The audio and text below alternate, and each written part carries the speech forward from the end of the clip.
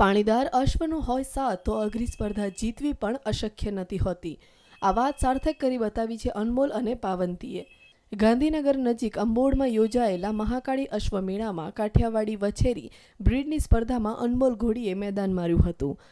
મહાકાળી અશ્વમેળો અને ઇક્વેસ્ટોરિયન એસોસિએશન દ્વારા આયોજિત હોર્સફેરમાં અમારી વછેરી અનમોલ કાઠિયાવાડી બ્રીડ શોમાં ફર્સ્ટ આવી છે અને અમે અત્યારના 7 કાઠિયાવાડી ઘોડીઓ રાખી છે અને એનું બ્રીડિંગ કરીને એની ઓલાદ વધારી છે. તો આ સ્પર્ધામાં ગોંડલના ધારાસભ્ય જયરાજસિંહ જાડેજાની ઘોડી પાવંતી પ્રથમ ક્રમે આવી હતી.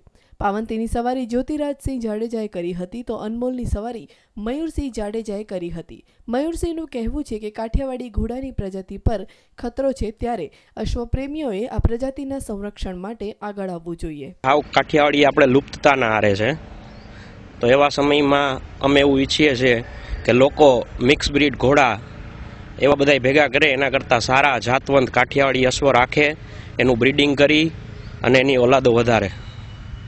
એ બદલમાં જે પણ કોઈ જાણકારી જોઈ કે અમને મદદ જોઈ, એ માટે અમે ગમે ત્યારે હાજર છીએ.